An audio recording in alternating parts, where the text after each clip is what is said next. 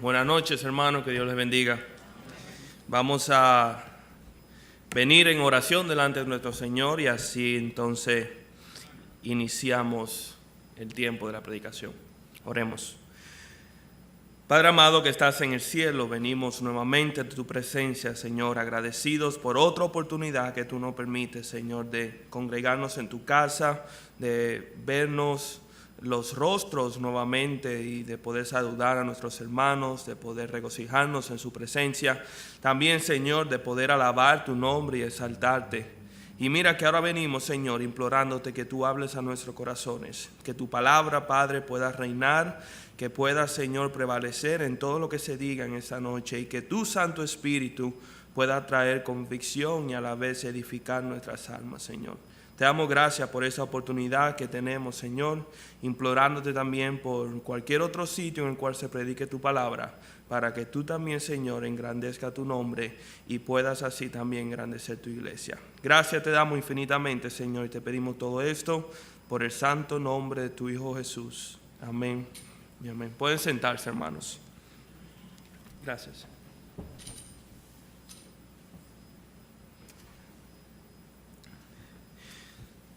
Algunas personas de las que me conocen pueden saber o se darán cuenta que uno de mis pasatiempos favoritos es ver películas, aunque últimamente ya no se hace tan frecuentemente como se hacía antes, pero siempre disfruto de una película y más si es una película basada en la vida real. Son ese tipo de película que siempre comienza con una introducción de un personaje, a veces un personaje conocido, a veces un personaje que nunca hemos escuchado, pero se enfocan siempre en un capítulo o en un evento de su vida y cómo ese personaje enfrentó obstáculos o impedimentos u oposición para lograr ese objetivo por el cual se hizo famoso. Pero algo que caracteriza a las películas que son basadas en hechos reales es que siempre al final de la película presentan a los personajes en la vida real y en la actualidad. Casi siempre presentan una foto de dicho personaje, dicen a qué punto han llegado, qué están haciendo, dónde viven, etcétera, etcétera, como una manera de actualizar o de informar a la audiencia de cuál ha sido el desenlace de su vida. ¿Y por qué yo digo esto a manera introductiva? Si nosotros fuéramos a hacer una película de nuestro Señor Jesucristo, el cual se han hecho muchas películas, cuando llegue el momento de la ascensión, que es cuando nuestro Señor Jesucristo es llevado en el cielo, y si fuéramos a incluir una porción de la película donde presente qué está haciendo nuestro Señor Jesucristo hoy en día, ¿qué diríamos? Yo pienso que algo sumamente importante es lo que nos enseña la palabra de Dios en Efesios capítulo 1, versículo 2, 20, donde nos enseña que nuestro Señor Jesucristo está sentado a la diestra del Padre intercediendo por nosotros. Y eso es lo que diría básicamente. Claro, uno pudiera enfocarse en otros ámbitos de la obra de Cristo, como es su santificación o como Él nos guía, nos prueba, nos edifica, pero muy a menudo nosotros descuidamos o no le prestamos tanta atención al hecho de que Jesucristo hoy en día está sentado a la diestra del Padre intercediendo por nosotros como sumo sacerdote. Y la pregunta que debemos hacernos en esta noche es: ¿qué efecto tiene esto en nuestra vida? Ya que Jesucristo está en la actualidad intercediendo, ¿cuál es la importancia del que interceda? ¿Cuál es la relevancia de que Él sea nuestro sumo sacerdote? Y más aún, si fuéramos a llevarlo a planos terrenales, ¿cómo afecta mi vida el hecho de que Cristo intercede por mí y que Él es mi sumo sacerdote? ¿Cómo afecta esto en mi trabajo, en mi área laboral, o cuando voy y me presento en la universidad o en el colegio? ¿Cómo afecta esto mi familia o mi desenvolvimiento aquí en la iglesia? Y son preguntas que tenemos que hacernos necesariamente. ¿Qué diferencia hace en nuestra vida el hecho que Jesucristo sea nuestro sumo sacerdote? En esta noche vamos a ver 3 características importantes de lo que es el sacerdocio de Jesucristo. Y para ello les voy a invitar que me acompañen al libro de Hebreos capítulo 4. Hebreos capítulo 4. El mensaje de esta noche es titulado El sacerdocio de Jesucristo 101. ¿Por qué 101? Ustedes recordarán que en la universidad o en la clase, cuando le daban una materia de introducción, dígase biología, matemática, español, siempre daban la numeración 101. Y esta noche vamos a ver de manera introductiva lo que implica el sacerdocio de Cristo. ¿Y por qué de manera introductiva? Porque es un tema que abarca muchas horas, mucho material, y no podemos profundizar de lleno en solamente una noche, sino que vamos a tratar de empaparnos en algunos aspectos de lo que es el sacerdocio de Cristo. Vamos a leer entonces en Hebreos capítulo 4, versículos 14 al 16. Dice así la palabra de Dios. Por tanto, teniendo un gran sumo sacerdote que traspasó los cielos, Jesús, el Hijo de Dios, retengamos nuestra profesión. Porque no tenemos un sumo sacerdote que no pueda compadecerse de nuestras debilidades, sino uno que fue tentado en todo según nuestra semejanza, pero sin pecado. Acerquémonos pues confiadamente al trono de la gracia para alcanzar misericordia y hallar gracia para el oportuno socorro. Que el Señor bendiga su santa palabra.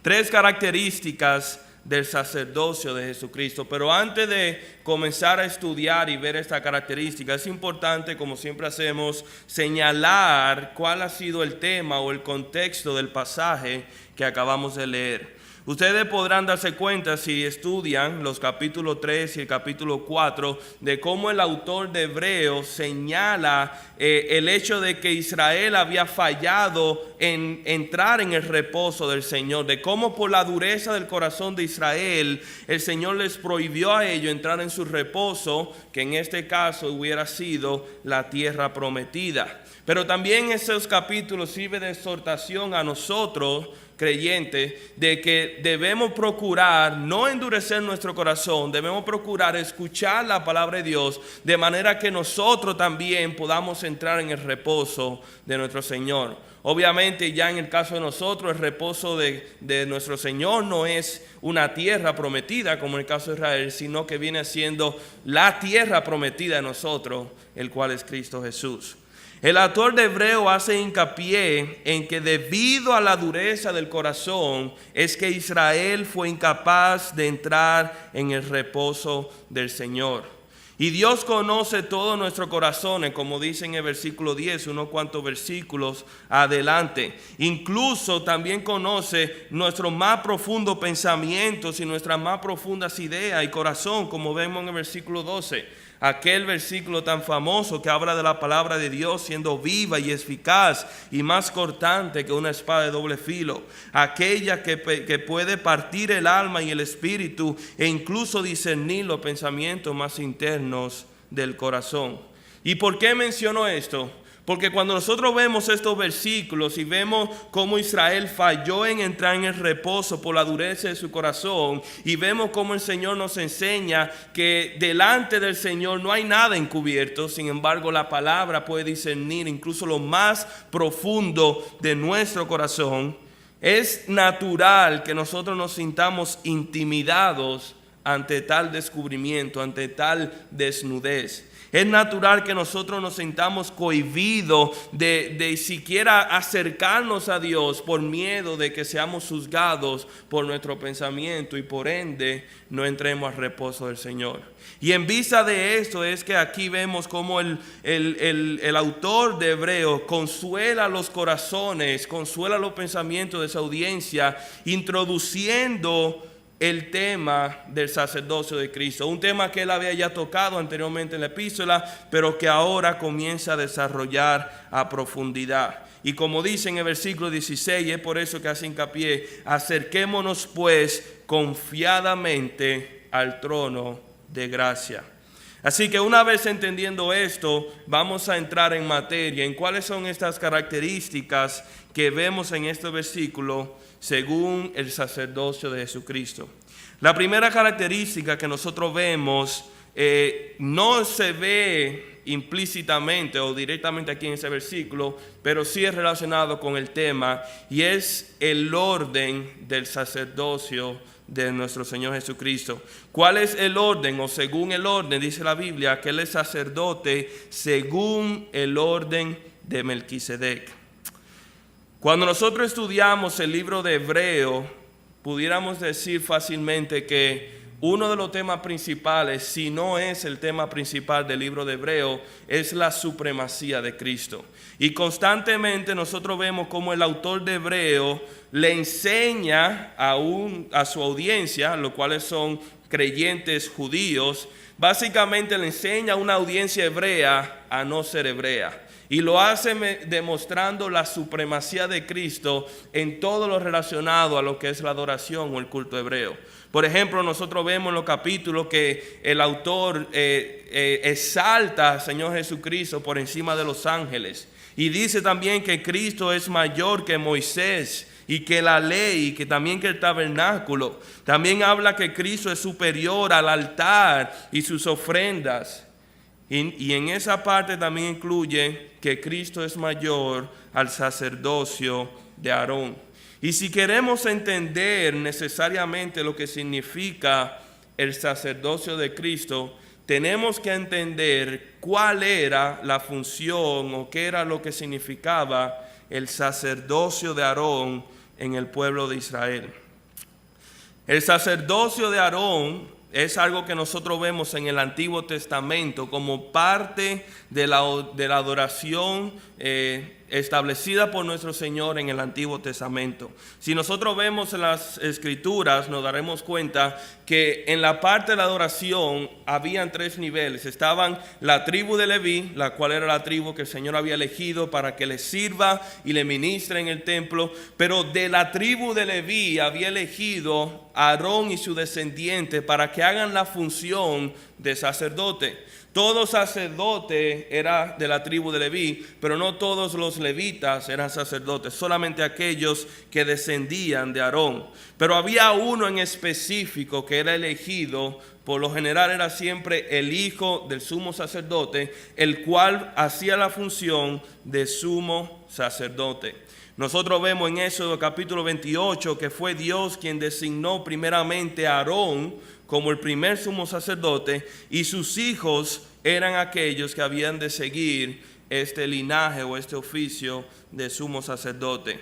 ¿Y cuáles eran las funciones del sacerdocio según de Aarón? Primero vemos la función de los sacerdotes. Los sacerdotes eran aquellas personas que eran los líderes religiosos del pueblo de Israel, por así decirlo, pero también eran las personas que presentaban las ofrendas delante de Dios por parte del pueblo de Israel. Ninguna otra persona que no fuera sacerdote podía presentar las ofrendas delante del Señor. Se pudiera decir claramente que los sacerdotes representaban al pueblo delante de Dios, a la vez que representaban a Dios delante del pueblo. Y era, por decirlo así, unos intermediarios en la adoración de Jehová. Pero de los sacerdotes había uno en particular, como habíamos dicho, que era el sumo sacerdote, el cual era el principal de todos los sacerdotes. Y siendo principal, también tenía responsabilidades exclusivas para el sumo sacerdote.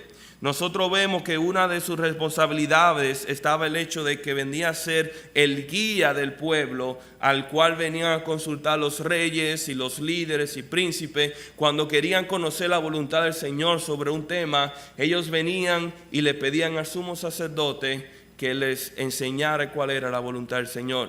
Pero uno de sus oficios más importantes posiblemente el más importante, era el hecho de que el sumo sacerdote era la única persona en todo el pueblo de Israel que tenía permiso de entrar en el lugar santísimo y solamente una vez al año. Ustedes conocerán que de todas las fiestas judías hay una que resalta y es la fiesta del día de expiación o Yom Kippur, como también se conoce en otros círculos. Y es un día el cual era solemne e importante más que cualquier otro día festivo, en el cual el sumo sacerdote venía delante de la presencia de Jehová, primero ofreciendo sacrificio por el pueblo, ofreciendo sacrificio por sí mismo, y este sacrificio no era más que una representación de la muerte que acarrea el pecado del pueblo, y una vez haciendo esto, presentar estos sacrificios de expiación, entonces venía y entraba delante de la presencia del Señor en el lugar santísimo. Y eso es se pudiera decir privilegio, pero responsabilidad única y exclusivamente reservada para el sumo sacerdote. Puesto de una forma sencilla, el sumo sacerdote hacía por Israel lo que Cristo hizo por nosotros, simplemente que con limitaciones. ¿Qué podemos decir entonces del sacerdocio de Aarón en resumen? Número 1, el sumo sacerdote era una posición creada por Dios para establecer el correcto acercamiento a Dios. La única forma en que Israel podía tener una correcta relación con Dios era por medio del sacrificio que ofrecía el sumo sacerdote por el pueblo de Israel una vez al año. Sin embargo, el ministerio del sumo sacerdote, como habíamos dicho, era un ministerio limitado, ya que era sombra, o por así decirlo, un tipo de lo que habría de venir del verdadero sumo sacerdote, el cual iba a ser Cristo Jesús. El sacerdocio según Aarón, y cuando decimos según Aarón nos referimos al sacerdocio establecido en el pueblo de Israel. El sacerdocio según Aarón apuntaba completamente a un mayor y a un completo y a un perfecto sacerdocio según el orden de Melquisedec. Y eso es lo que nos dice la palabra en Hebreos capítulo 7. Lamentablemente por tiempo no vamos a poder leerlo, pero yo les invito que si pueden en su casa que lean ese pasaje detenidamente. Nosotros en Hebreos capítulo 7 se nos introduce de en lleno lo que es el sacerdocio según el orden de Melquisedec. Pero ¿quién es Melquisedec?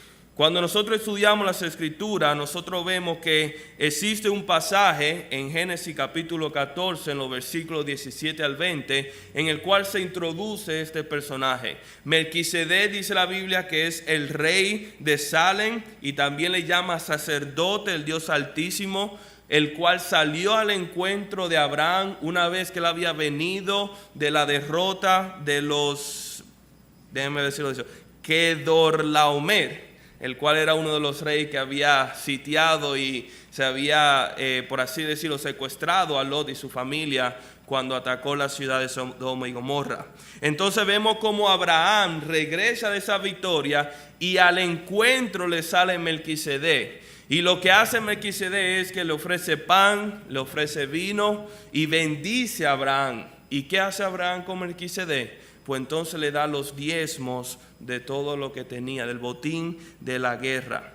Y el autor de Hebreos lo que hace es señalar las limitaciones del sacerdocio de Aarón, el cual es el sacerdocio que corresponde todo el sumo sacerdote, desde Aarón y hasta todo su descendiente. Y después nos explica cómo el sacerdocio de Jesucristo, el cual es un sacerdocio en otro nivel, es según el orden de Melquisedec. Y entonces utiliza este pasaje para usar una comparación entre un sacerdocio y el otro. Aquí hay un resumen de algunos de los puntos que señala el autor de Hebreos en el capítulo 7. En el versículo 8, el autor de Hebreos nos enseña que el sacerdocio, según Aarón, era un sacerdocio mortal o con genealogía, es decir, que tiene principio y tiene fin. El principio fue Aarón y el final el Señor lo determinó hace tiempo. Sin embargo, Melquisedec es un personaje del cual no tiene genealogía.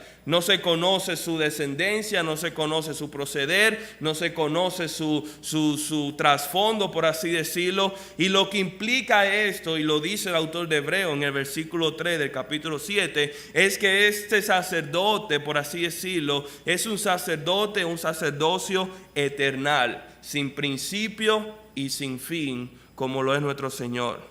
También señala el hecho de que el sacerdocio de Aarón era conforme al viejo pacto, es decir, a la ley mosaica, y eso lo vemos en los versículos 11 y 12 del mismo pasaje.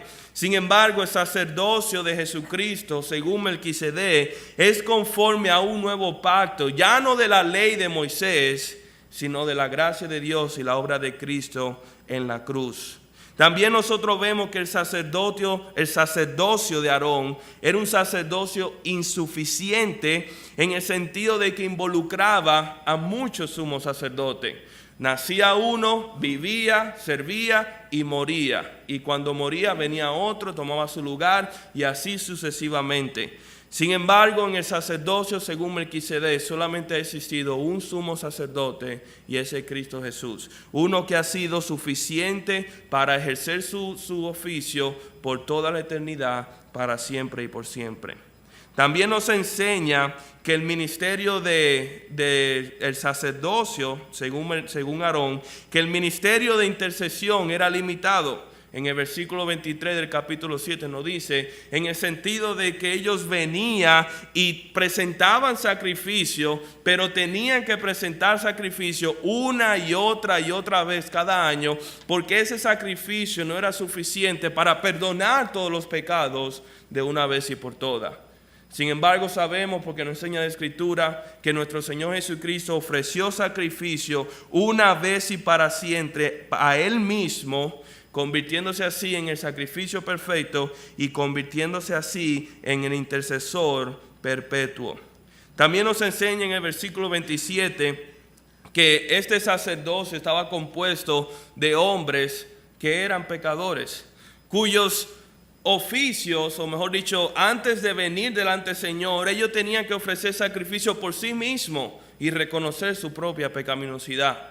Sin embargo, Jesucristo no necesitaba presentar sacrificio por sí mismo porque Él era santo, perfecto y sin pecado, demostrando que también Él era mayor que los sacerdotes según Aarón. También vemos que el sacerdocio según de Aarón era insuficiente el sacrificio, como habíamos dicho, de presentar sacrificio cada año con relación al sacrificio de Cristo que fue una vez y para siempre. Pero posiblemente uno de los puntos más importantes es el hecho de que el sacerdocio según Aarón era inferior al sacerdocio según de Melquisedec. Y el autor hebreo presenta su caso cuando él dice que Abraham ofreció diezmo a Melquisedec y como respuesta Melquisedec bendijo a Abraham. Y lo que dice el autor es, obviamente el mayor bendijo al menor. Y cuando Abraham dio diezmos, en esencia toda la descendencia de Abraham, incluyendo a la tribu de Leví, incluyendo a Aarón y todo el sumo sacerdote, también ofrecieron diezmos a Melquisedec, dando por entender que Abraham reconocía a Melquisedec siendo superior que a él mismo. Muchas personas creen que Melquisedec era un tipo o una cristofanía, una aparición preencarnada de nuestro Señor Jesucristo. Pero el resumen es lo siguiente. Lo que hace el autor de Hebreo y lo que hace el Señor mediante la Escritura es demostrarnos que Cristo era aquel sumo sacerdote que nosotros necesitábamos. Era aquel sumo sacerdote santo y perfecto, glorioso, eternal, siempre presente, siempre intercediendo, siempre suficiente, siempre eficaz, cuyo tabernáculo está en los cielos en la presencia de Dios, y ningún hombre puede salvar a otro hombre, solo Dios puede salvarnos y mantenernos salvos. Cristo es el sacerdote por excelencia según el orden de Melquisedec y no según el orden de Aarón, y gloria y honra a Dios por esto. Sin embargo, a pesar de su gloria y de su majestuosidad, tampoco, o mejor dicho, también nos enseña la palabra que el sacerdote Jesucristo como sumo sacerdote no es un sacerdote ajeno a nosotros. A pesar de ser superior a Aarón, esto no implicaba que sea distante a nosotros.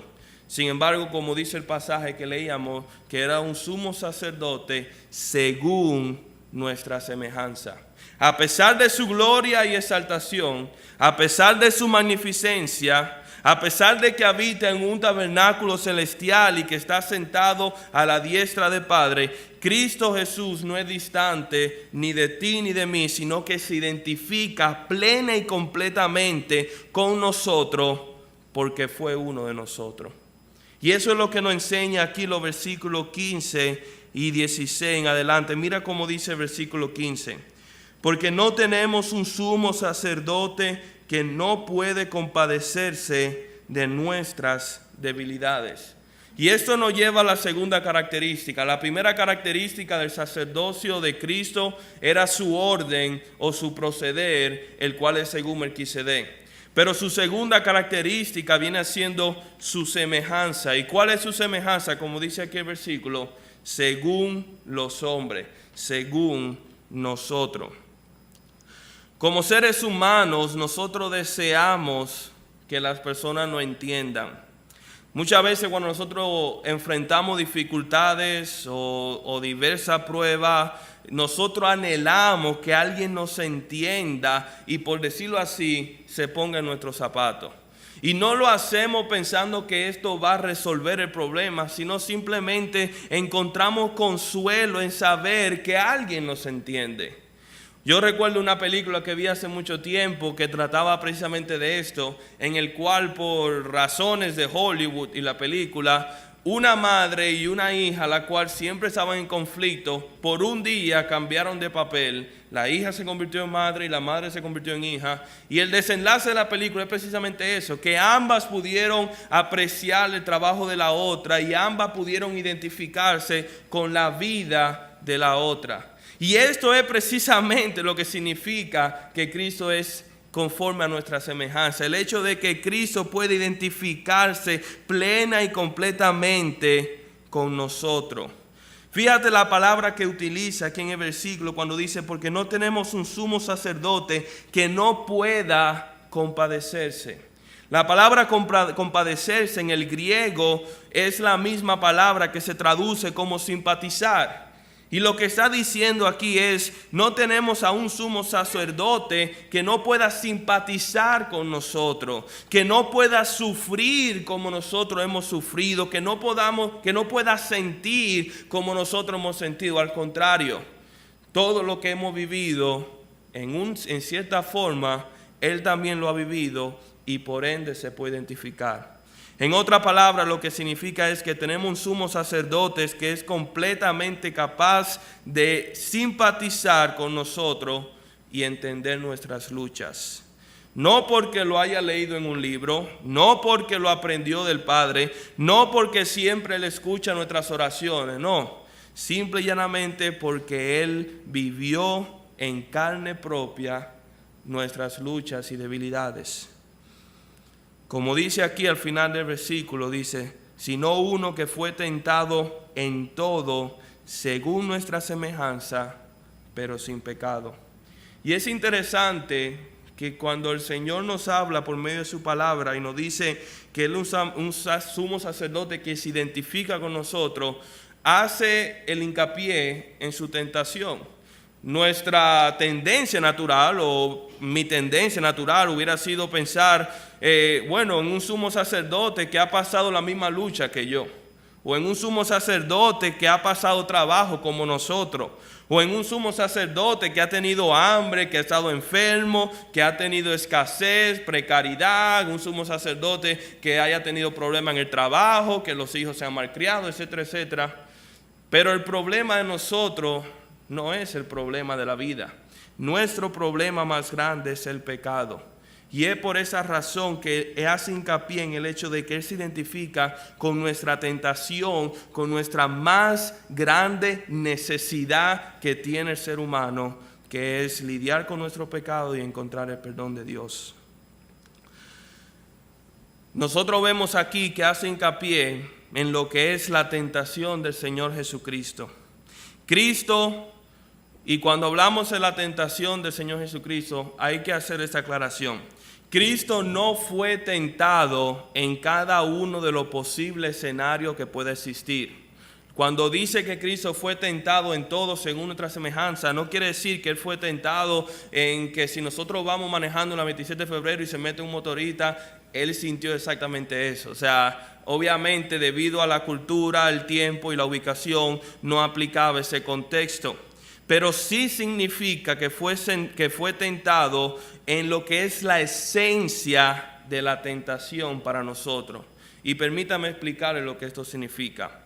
Primera de Juan capítulo 2 versículo 16, no vamos a leerlo por falta de tiempo, pero aquí el apóstol Juan nos enseña cuáles son las tres áreas en las cuales el hombre puede ser tentado. Creo que el versículo, parafraseando, dice, no améis el mundo y la cosa que está en ello, porque las cosas que están en el mundo, y dice, los deseos de la carne, los deseos de los ojos y la vanagloria de la vida no provienen del Padre, sino del mundo. Y hace hincapié en estas tres áreas, que es el deseo de la carne, el deseo de los ojos y la vanagloria de la vida. Y si uno se pone a analizar, cualquier tentación que nosotros podamos sentir en la vida recae en una de estas tres áreas. Y para ser más específico, cuando nosotros vemos la tentación de nuestro Señor Jesucristo, la cual aparece en Lucas capítulo 4, versículo de 1 al 13, nosotros vemos cómo Satanás tienta al Señor Jesucristo en el desierto precisamente en estas tres áreas. Número uno, cuando Él le tienta para convertir la piedra en pan cuando Él tuvo hambre, lo que Satanás estaba haciendo era apelando al deseo de la carne. Pero cuando Satanás le tienta diciéndole que si te postras y me adores, yo te daré todos estos reinos, y le enseñó todos los reinos de la tierra, Satanás estaba apelando al deseo de los ojos. Y cuando Satanás le cuestiona su divinidad diciendo, si eres el Hijo de Dios, entonces lánzate desde este pináculo del templo, ya que los ángeles vendrán y te rescatarán. Satanás estaba apelando a lo que era la vanagloria de la vida, el orgullo de la vida. Y así pudiéramos decir que nuestro Señor Jesucristo fue tentado en todos y en cada uno de los casos. Bueno, Eddie, pero explícame lo siguiente. ¿Cómo puede ser posible que Cristo fue tentado en serle infiel a su esposa cuando Él nunca se casó y nunca tuvo esposa? ¿Cierto? Pero cuando somos infieles a nuestro cónyuge, estamos siendo tentados según nuestra carne y según nuestros ojos. Y Cristo también fue tentado según nuestra carne y nuestros ojos. Cuando, por ejemplo, somos tentados en comprarnos un carro o un artículo simple y llanamente por impresionar a otras personas, estamos siendo tentados a ceder y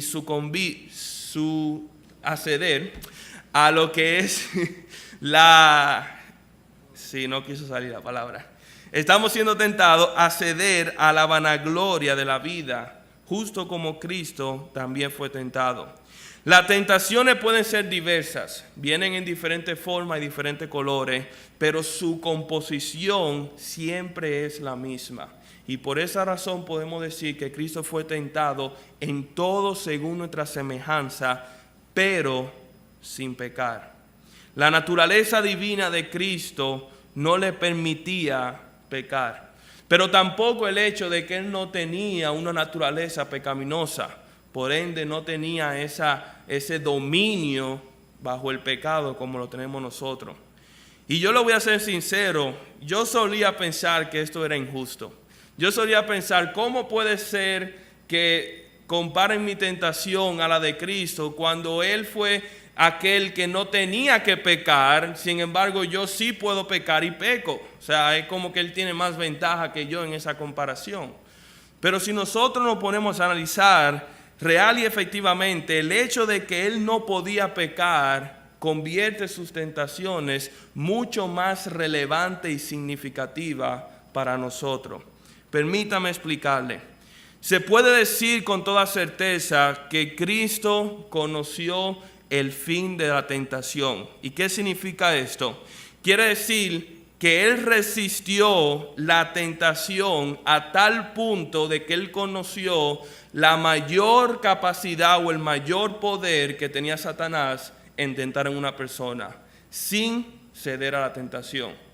Y eso es algo que ninguno de nosotros, ningún ser humano puede atribuir que haya hecho. De hecho, la Biblia nos enseña en 1 Corintios, capítulo 2, versículo 13, que todos nosotros tenemos un punto de quebrantamiento. Fíjate lo que dice la palabra. Dice, no os ha sobrevenido ninguna tentación que no sea humana, pero fiel es Dios, que no os dejará ser tentado más de lo que podéis resistir, sino que dará también juntamente con la tentación la salida para que podáis soportar. Es decir, tenemos un punto en el cual si somos tentados más de ese punto es inevitable ceder. Y el Señor conoce ese punto. Y gracias a Dios con su palabra nos afirma que nunca somos tentados hasta cierto punto.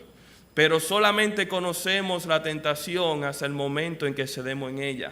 Pero Cristo, siendo el único que nunca cedió, siendo el único que nunca conoció pecado, fue el único también que llegó hasta el final de la tentación, conociendo así el poder, conociendo así el peso de la tentación en su forma humana. ¿Qué significa esto para nosotros? Que es por esta razón que Cristo es el sacerdote perfecto para ayudarnos en nuestra debilidad, para ayudarnos en nuestras tentaciones. Él es el único hombre que ha experimentado toda la tentación y ha alcanzado victoria. Él es el único que conoce el peso de la tentación, pero también conoce el camino para superarla. Él es el único que ha conocido el final de la tentación y por ende puede simpatizarse con nosotros, pero también guiarnos por medio de ella para no ceder a ella.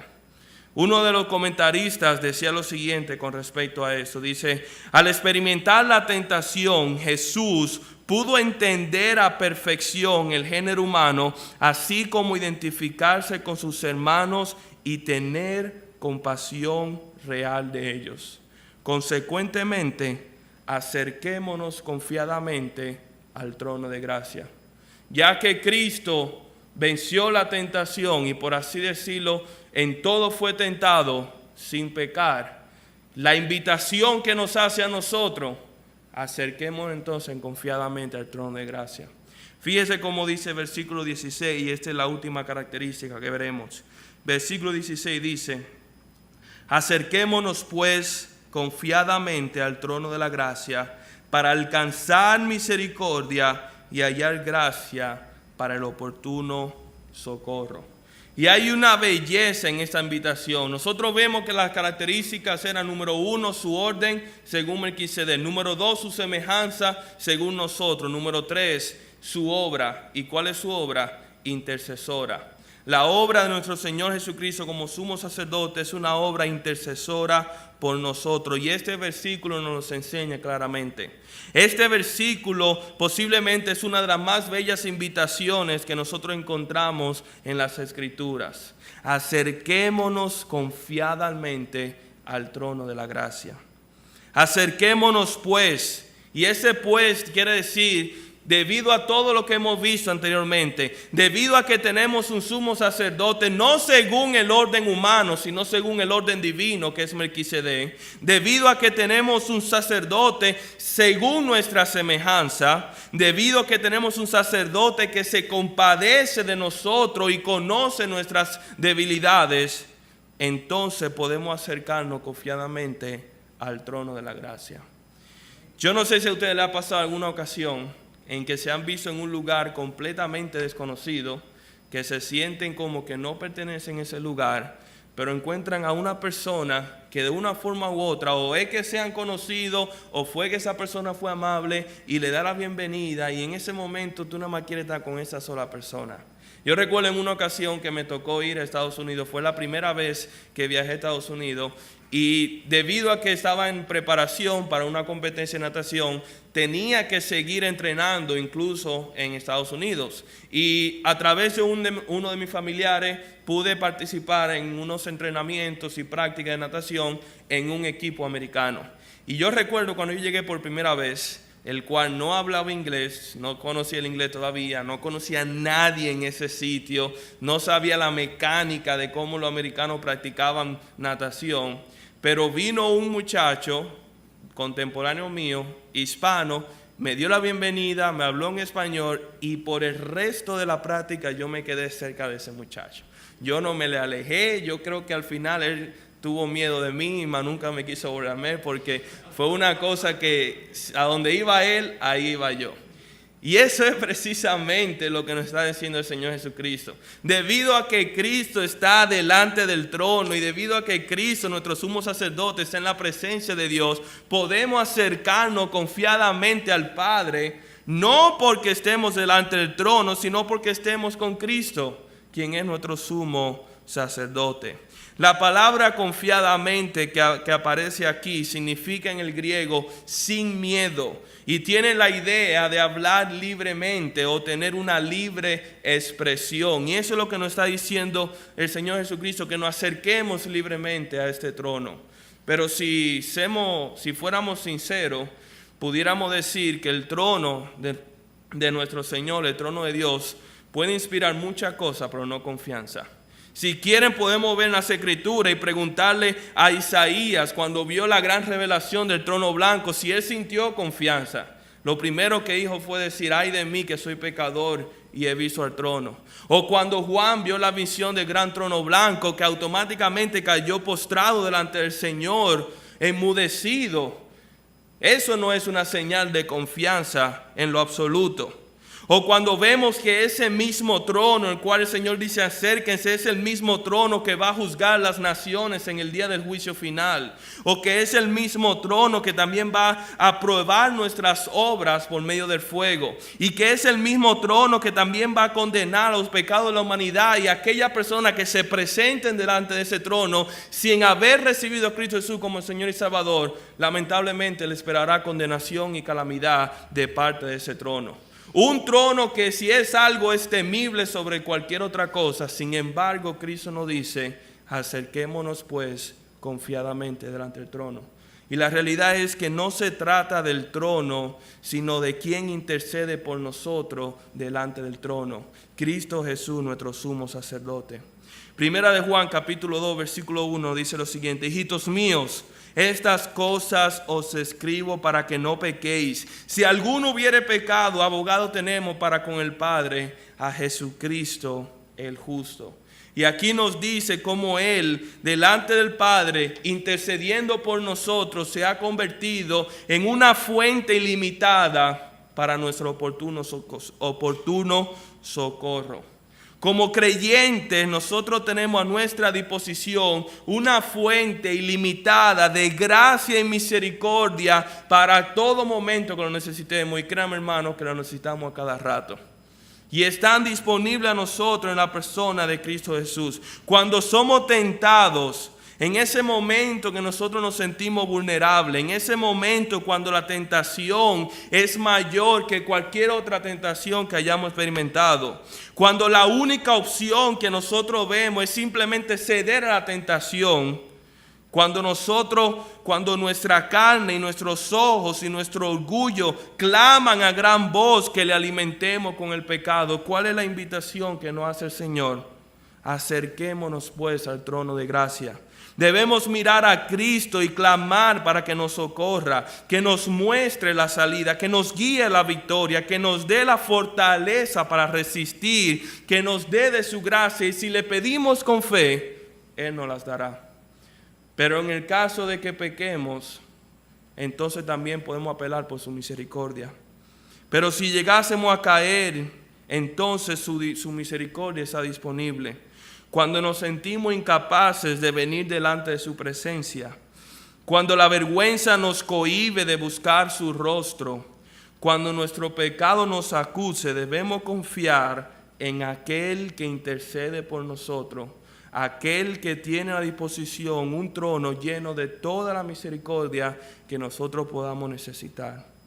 Aquel sumo sacerdote que se ofreció por nosotros, aquel que está en todo tiempo intercediendo por nosotros.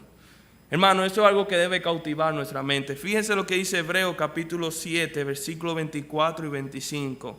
Mas por cuanto permanece para siempre, hablando de Cristo Jesús como sumo sacerdote, dice, tiene un sacerdocio inmutable, no cambia, no varía, pero tampoco no cede, no cesa. Por lo cual puede también salvar perpetuamente a los que por él se acercan a Dios, viviendo siempre para interceder por ellos. Y ese es el sumo sacerdote que nosotros tenemos. Ese es nuestro sacerdote, no según el orden de Aarón, no según ningún linaje humano, sino según el linaje divino de nuestro Señor Jesucristo, el cual nos invita y intercede constantemente por nosotros y nos invite a que nos acerquemos al trono de la gracia. La exhortación del autor de Hebreos no puede ser más atinada, como dice en el versículo 14. Por tanto, teniendo un gran sumo sacerdote que traspasó los cielos, Jesús el Hijo de Dios, retengamos nuestra profesión, retengamos nuestra confesión, retengamos nuestro testimonio, para entonces vivir de tal forma que le glorifiquemos y le honremos. Hermano, 3 características del sacerdocio de nuestro Señor Jesucristo. Número 1, su orden, según el orden de Melquisedec. Número 2, su semejanza, la cual es a los hombres. Y número 3, su obra, la cual es intercesora por nosotros. Que el Señor siempre nos ayude para descansar y venir prontamente a aquel trono de gracia y clamar por nuestro sumo sacerdote. Que el Señor le bendiga. Vamos a orar. Padre, te damos gracias primeramente por tu palabra, Señor, la cual nos enseña, nos instruye, Señor, pero también nos calma y nos trae consuelo, Señor. Padre, te damos gracias por tu Hijo, el cual no solamente murió y resucitó por nosotros, sino que está intercediendo constantemente por nosotros, el cual, Señor, está invitándonos a que nos acerquemos a ti y que podamos disfrutar las bendiciones de su gracia y su misericordia. Padre, mi oración, nuestra oración es que nuestra vida pueda reflejar tal sacerdocio. Tú nos has llamado a ser real sacerdocio, una nación santa, Señor. Somos tu pueblo, somos tus sacerdotes, Señor. Permítenos poder presentar a aquel sumo sacerdote ante las naciones, Señor, y poder por medio de esto glorificar tu nombre. Gracias por tu palabra, Señor. Ayúdanos, líbranos de toda tentación, Señor. Danos el oportuno socorro. Y más que todo, Señor, permite que Cristo pueda ser formado en nosotros para gloria y honra tuya. Gracias por este tiempo, gracias por tu iglesia, Señor. Bendícenos, cuídanos en esta semana, Señor. Líbranos de cualquier accidente, de cualquier impedimento, Señor, o evento desafortunado que pueda presentarse, Señor. Mira que nos encomendamos en tu mano y en tu poder, Señor. Gracias, te bendecimos y te damos gloria en el nombre de Jesús. Amén. Que el Señor le bendiga, hermanos.